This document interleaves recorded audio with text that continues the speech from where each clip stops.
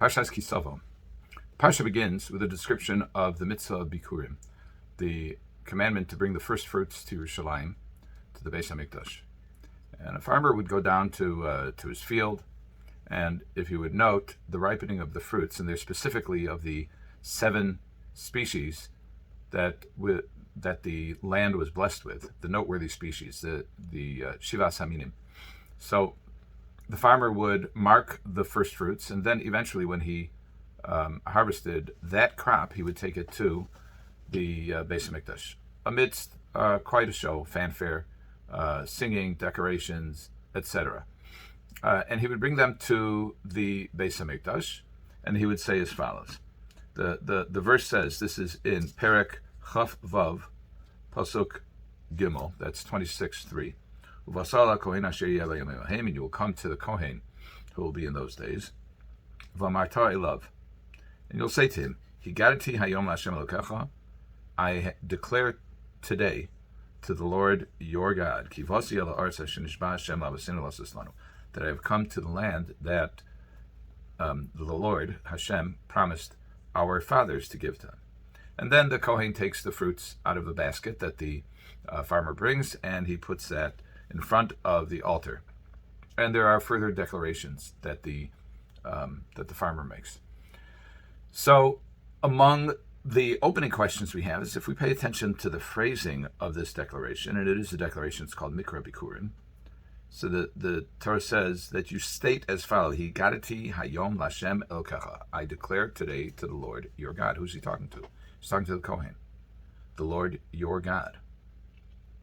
Why doesn't he say the Lord our God? Why is he saying the Lord your God? As a matter of fact, some of the commentaries remark how this is similar, notably similar to the declaration of the Rasha of the wicked son on Pesach, who says, Ma havodah hazos lachem.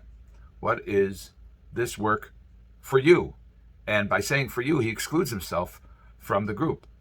And he's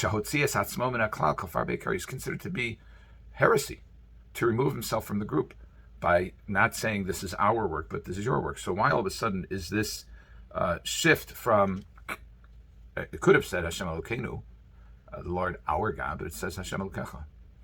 But then when we read the Parsha in Torah, we see that this is a recurring phrase. Look at the very first verse, Aleph.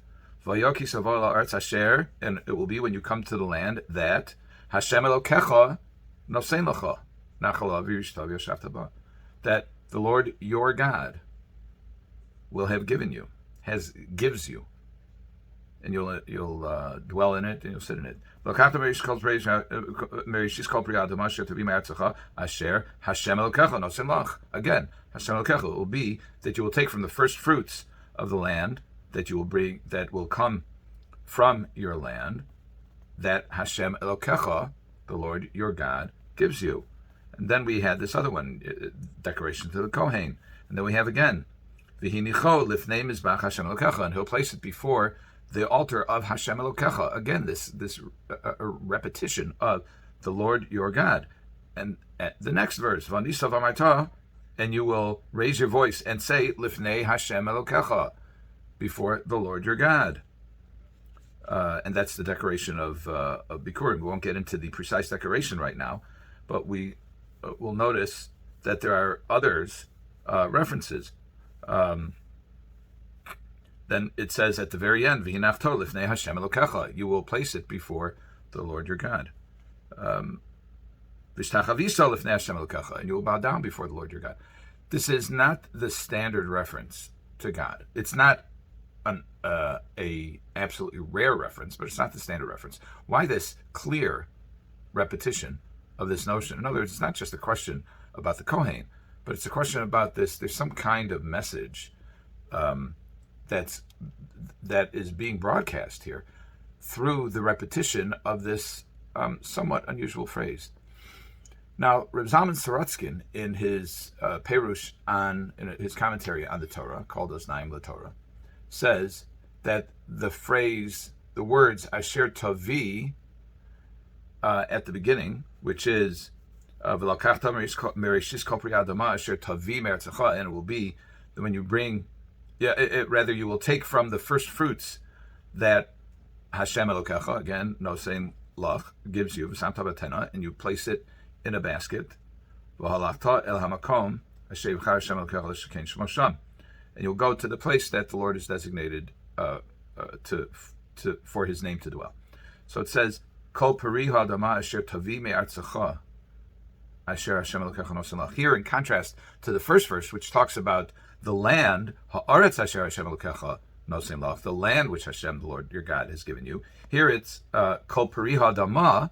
Rav Zalman Sorotzkin says the phrase Asher Hashem Elokecha nosen lach is talking about the fruits that you bring out of the land. How do you bring the fruits out of the land? Well, first of all, you have to grow them.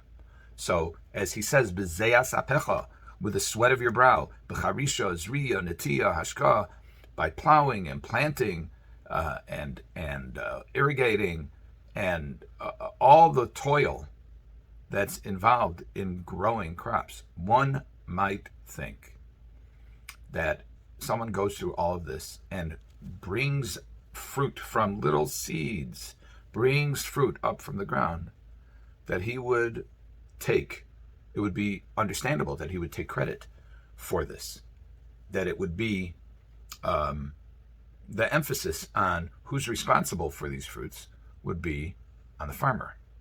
The Torah here is saying, you've got a partner. Your partner is Hashem Elokecha, your God. We're not talking about a removed power. We're not talking about a historical power. When the Torah does refer to Hashem as a historical power, in this very passage, it refers to the land Asher Nishba Hashem Lavosenu Lasislanu, that God promised to our forefathers to give to us. That's a historical reference to God. But this is an immediate reference. This is all Hashem Elokecha, the Lord your God. God is your partner, and someone who dedicates all of his waking hours, which farmers do. They're very devoted. They must be devoted to their craft, if you will, to the raising of the crops. You can't leave a farm alone. And you might think that somebody who puts in all of this effort would get a sense of accomplishment, and it's true that he gets a sense of accomplishment, but it should not be devoid of the understanding that it's the Almighty who enables that accomplishment. It's not kochi va'otzem yodi. It's not my power, the strength of my hand, osalias hachayil hazeh, that made for me all of this accumulation, but rather it's Hashem Elokecha. It's the Lord your God. He's your God. He has an individual relationship with you, and he enables you to produce. That is the message of Bikurim. Regardless of the effort that we put into something, it can't succeed without the help of God. And when it does happen, then we owe God a debt of thanks, recognition of his participation. This, I believe, is the message of Bikurim. Have a good Shabbos.